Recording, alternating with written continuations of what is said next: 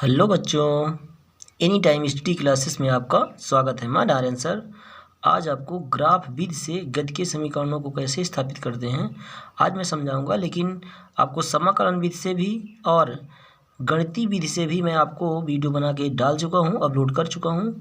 हमारे any time study classes में जा करके आप वीडियो को सर्च कर सकते हैं। तो बच्चों शुरू करते हैं। बच्चों बहुत ही महत्वपूर्ण टॉपिक है क्योंकि शासकीय स्कूलों में वेग समय ग्राफ पूछा जाता है अक्सर, ठीक है ना। तो वेग समय ग्राफ पहले वाले जो गति के प्रथम समीकरण की स्थापना के लिए कभी कभी वेग समय संबंध भी कह देता है। तो वेग समय संबंध कहेगा तो गति का प्रथम समीकरण है, और दूसरा नाम भी है उसका, दूसरे गति का समीकरण का स्थित समय संबंध कहते हैं, और तीसरे गति के समीकरण को वेग स्थित संबंध कहते हैं। ठीक है बच्चों, तो बारी बारी से हम पढ़ लेते हैं इसको। तो देखिए, तो वेग समय संबंध अर्थात गति के प्रथम समीकरण को कैसे स्थापित करते हैं। सबसे पहले मान लेते हैं बच्चों, माना कि t इक्वल टू 0 पर t इक्वल टू 0 तथा t इक्वल टू t पर, इसका मतलब है बच्चों कि समय यहाँ पे 0 है और यहाँ पे समय कुछ बीता है, ठीक ना। t का मतलब यहाँ समय से है, यहाँ t कुछ समय ले लिया गया है कि 2-5 सेकंड जितने भी सेकंड है ना। तो t इक्वल टू 0 तथा t इक्वल टू t पर वस्तु के वेग जो है बच्चों, वेग क्रमशः क्या है, u तथा v। अर्थात कह सकते हैं, अपने तरीके से भी मान सकते हैं, इसको जरूरी नहीं है। t इक्वल टू 0 पर वस्तु का वेग u है और t इक्वल टू t पर वस्तु का वेग v है। अर्थात इसको प्रारंभिक वेग कहेंगे, इसको अंतिम वेग कहेंगे। ठीक बच्चों, तथा t इक्वल टू 0 तथा t इक्वल टू, ये t इक्वल टू है, t इक्वल टू t पर t इक्वल टू t पर t इक्वल टू t पर नहीं, t इक्वल टू t के संगत, t इक्वल टू t के संगत ग्राफ में स्थित जो है बिंदु A तथा बिंदु B पर है ना, ग्राफ की स्थिति। t इक्वल टू 0 पर A है, t इक्वल टू t पर B का स्थित है। ये A और B स्थिति दिख रही ना। अर्थात यहाँ पे कहेंगे बच्चों, चाहे आप OA कहिए चाहे DC कहिए, अर्थात हम लिख देते हैं ग्राफ से ही है, ठीक है ना। OA बराबर है DC या CD लिख सकते हैं, बराबर यहाँ से ये वस्तु की प्रारंभिक वेग को दर्शा रहा है u है, और यहाँ से ये वाली स्थिति जो है, मतलब यहाँ ये नाम नहीं दिया गया है इसको, यहाँ से इसकी वस्तु का मतलब है वेग से है, तो यहाँ से dB जो है, dB इक्वल टू क्या है बच्चों, v है। ठीक है, ये यहाँ से इस वस्तु की स्थिति क्या है आपकी, ये अंतिम वेग है ना, और यहाँ प्रारंभिक वेग को दर्शा रहा है। अंतिम वेग यहाँ से मतलब है यहाँ से, है ना। तो यहाँ शुरू हुआ और यहाँ पे अंत हुआ, यानी यहाँ से यहाँ प्रारंभिक वेग है और यहाँ से यहाँ तक अंतिम वेग भी है। ठीक है, और देखिए t इक्वल टू 0 यहाँ पे है और t इक्वल टू t यहाँ पे है। मतलब हम इसको ये कह सकते हैं कि OD, चाहे OD कहें चाहे AC कहें, इसको क्या कहेंगे, t कहेंगे। ठीक है, चलिए ये तो मान लीजिए मानव पाठ के अंतर्गत थोड़ा सा था। तो चलिए अब देखिए, तो वेग समय ग्राफ में, वेग समय ग्राफ में, वेग समय ग्राफ में त्वरण, या वेग समय ग्राफ से भी कह सकते हैं इसको, वेग समय ग्राफ से त्वरण A बराबर होगा वेग समय ग्राफ की ढाल या प्रवणता। वेग समय ग्राफ की ढाल कह दीजिए,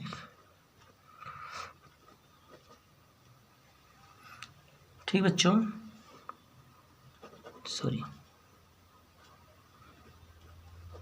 ढाल। ठीक है, अब देखिए ढाल से मतलब यहाँ पे है tan थीटा से, ये जो ढाल है इसकी बात करें थीटा के सापेक्ष, ठीक है। अब देखिए थोड़ा सा, अब थोड़ा देखिएगा बच्चों, तो यहाँ तो आपका ए मिला, ठीक है ना। अब आपको पता है कि tan थीटा बराबर क्या होता है, तो tan थीटा बराबर आपको मालूम है कि लंब बटे आधार होता है। तो इसमें देखिए लंब आपका BC हो गया और आधार क्या हुआ बच्चों, AC हुआ। चलिए अब देखिए BC यहाँ थोड़ा देखिए, थोड़ा देखिएगा चित्र में, BC यहाँ से यहाँ तक कह रहा है ना, लेकिन एक काम करते हैं, यहाँ से यहाँ तक तो हमको मालूम नहीं है, इसलिए हम पहले पूरी दूरी ले लेते हैं, यहाँ से यहाँ तक ले लेते हैं पूरा, ठीक है ना। यहाँ से यहाँ तक पूरा ले लेते हैं और इसमें से हमको चाहिए इतना, बस इतना हम घटा देते हैं। अर्थात आप यहाँ पे समझिएगा थोड़ा सा कि BC को हम क्या कह सकते हैं, इसी सिंबल के लिख लीजिएगा। BC बराबर क्या लिख सकते हैं हम, DB माइनस DC लिख सकते हैं।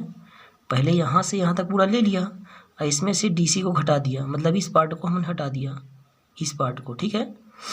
तो अब देखिए BC क्या मिल जाएगा, देखिए DB कितना है आपका, V है, और DC कितना है आपका, U है, ठीक। तो क्या मिल गया, BC बराबर आपको मिल गया V माइनस U, और AC कितना है, बताया था AC हो चाहे OD हो, दोनों का मान T है, ठीक है। अब देखिए AC का मान कितना मिला, T। अब क्रॉस मल्टीप्लाई कर दीजिए, इसका गुणा इसके साथ, सुविधा बटक ले लीजिए, इसका गुणा इसके साथ करेंगे तो V माइनस U हो जाएगा, ये हो जाएगा AT। अब भी इसको पक्षांतर कर दे, V equal to U plus AT, ये गति का प्रथम समीकरण, इसी को हम क्या कहते हैं, वेग समय ग्राफ भी कहते हैं, ठीक बच्चों। देखिए अब दूसरा समीकरण इसी में समझ लीजिए, जिसका नाम क्या है आपका, दूसरे का स्थिर समय संबंध है।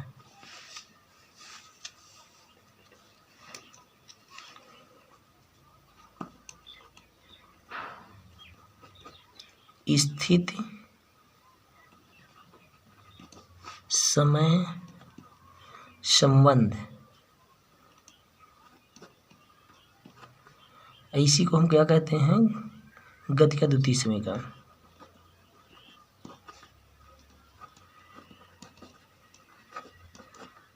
द्वितीय समीकरण, ठीक बच्चों। ये और सिंपल सा है, थोड़ा समझना है बस, हो गया। देखिए शुरुआत यहाँ से करते हैं, S विस्थापन की बात करते हैं। विस्थापन देखिए, इस स्थिति में विस्थापन जो हुआ है वो कहाँ से कहाँ हुआ, ये पूरा पार्ट कवर करेगा, पूरा पार्ट। ये जो विस्थापन हुआ है यहाँ से इधर की ओर, और यहाँ यह पूरा पार्ट ये विस्थापन के अंतर्गत आएगा, ठीक है ना। ये पूरा कह सकते हैं, या विस्थापन यहाँ का मान सकते हैं। तो देखिए विस्थापन में क्षेत्रफल कौन सा शामिल होगा, ABDOA, इस क्षेत्रफल की बात कर सकते हैं, ठीक है। तो एरिया ऑफ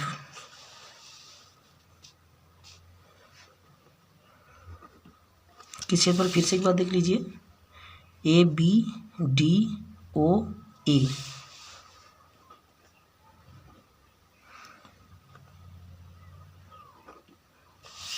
वैसे आप इसने भी लिख सकते थे, ABDO भी लिख सकते हैं, लेकिन आप यदि पूरा पूरा करना चाहते थे यहाँ पे A भी लिख सकते हैं, ठीक है ना। इसका क्षेत्रफल, ठीक है। अब देखना है बच्चों इसमें कौन कौन सा क्षेत्रफल शामिल है। एक आपका ये वाला पार्ट शामिल है, त्रिभुज वाला, और एक आयत है ना। तो त्रिभुज का क्षेत्रफल 1/2 आधार गुणे ऊंचाई होता है ना। तो इसमें एक त्रिभुज है क्षेत्रफल में, और एक है आपका आयत है ना। आयत कौन सा है, ACDO, और त्रिभुज कौन सा है, ABC, ठीक है। त्रिभुज ABC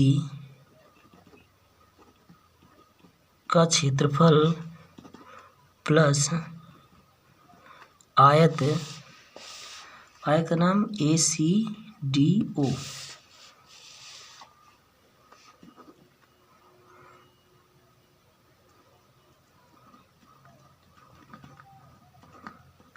क्षेत्रफल।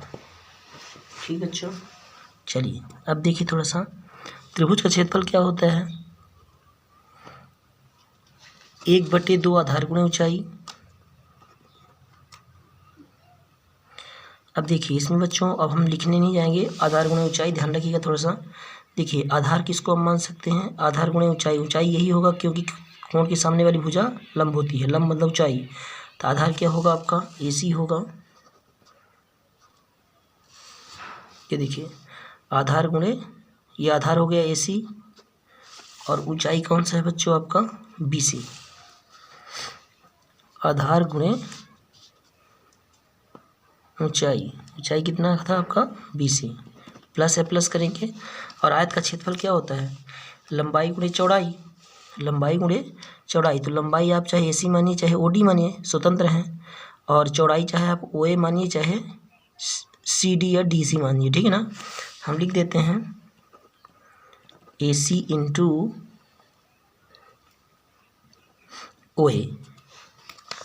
क्या लिख दिया बच्चों, AC इंटू OA, ठीक है। अब देखिए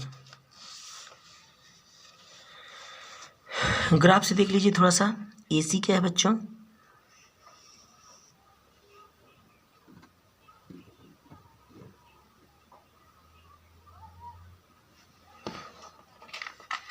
देखिए AC क्या था आपका, T था। AC चाहे OD, AC आपका T है, तो आप यहाँ पे 1/2 T और BC कितना है बच्चों, BC अभी अभी BC निकाला, ये देखिए BC निकाला था ना, B minus U plus AC फिर से आया आपका, AC क्या है आपका, T है। और OA कितना है बच्चों, OA आपका U है, ठीक है ना। ये अब देखिए अब यहाँ थोड़ा समझना है बच्चों।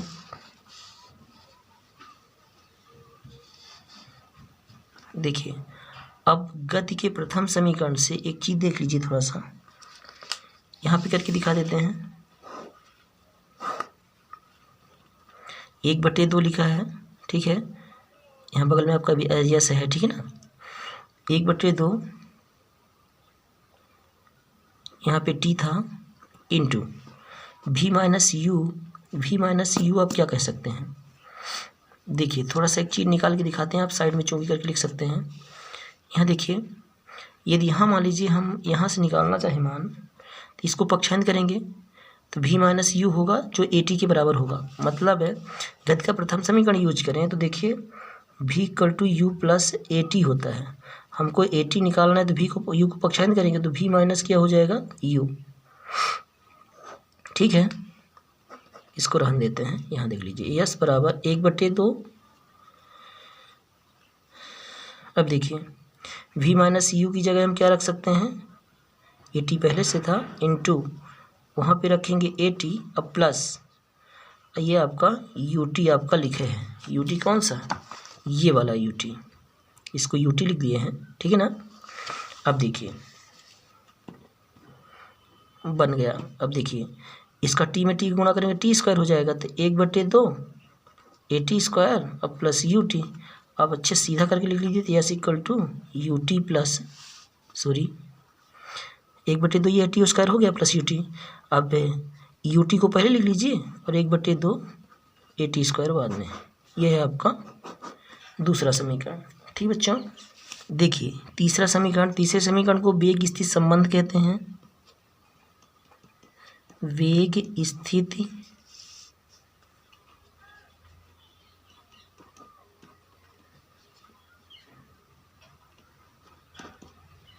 संबंध या गति का तृतीय समीकरण, ठीक बच्चों। अब देखिए इसको थोड़ा समझिएगा, इसमें कुछ नहीं, विस्थापन से ही लेके चलेंगे बच्चों। विस्थापन S ठीक है। अब थोड़ा समझिएगा विस्थापन यस, तो विस्थापन यस पे भी क्षेत्रफल आपका यही आएगा बच्चों, पूरा वही यही आएगा त्रिभुज, और ये साथ में रहेगा। लेकिन इसमें ध्यान रखिएगा बच्चों,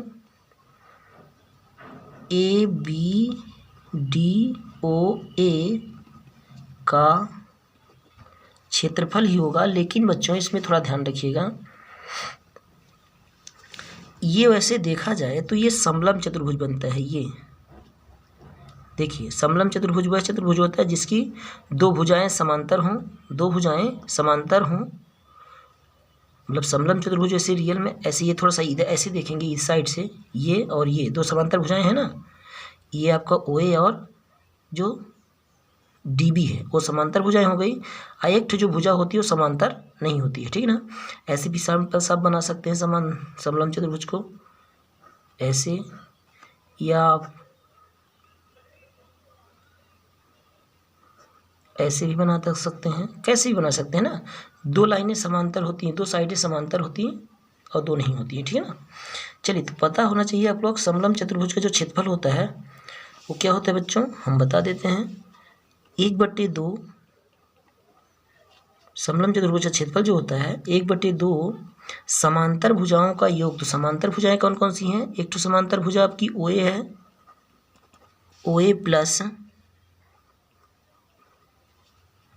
प्लस एक समांतर भुजा आपकी बी डी है। बी डी या डी भी लिख सकते हैं बच्चों, रटने की जरूरत नहीं है। इंटू ऊंचाई होता है, तो ऊंचाई बच्चों आपको पता है कि ऊंचाई चाहे इसको मानिए चाहे इसको मानिए, तो हम ए सी ले लेते हैं, ठीक है।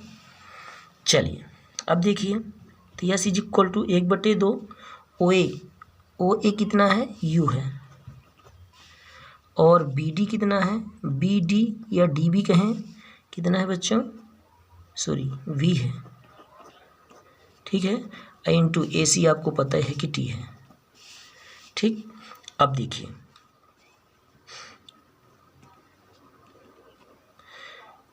u प्लस भी तो आपका लिखा है बच्चों। अब यहाँ हम टी आपको दिखाते हैं गति के प्रथम समीकरण से। गति का प्रथम समीकरण v इक्वल टू क्या होता है, u प्लस ए टी होता है, ठीक है।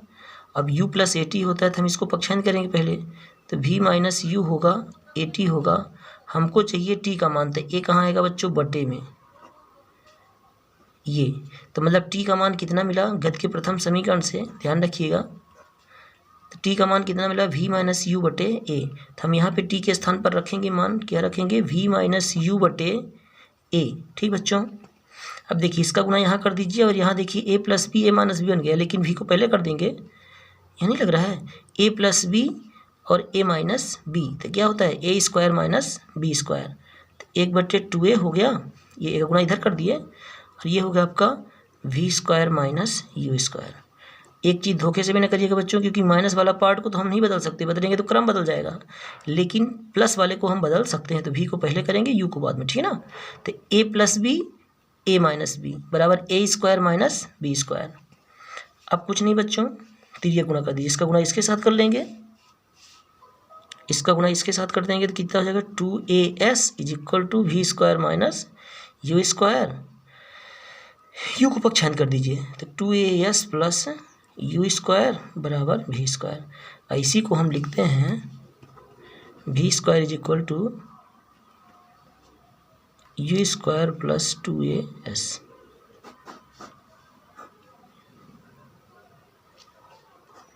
यही आपका गति का तीसरा समीकरण है ग्राफी विधि से। बच्चों वीडियो अच्छा लगे तो शेयर जरूर कर दिया करिए अपने दोस्तों को, और वीडियो को लाइक और सब्सक्राइब जरूर कर दिया करिए। धन्यवाद बच्चों, आपका दिन शुभ हो।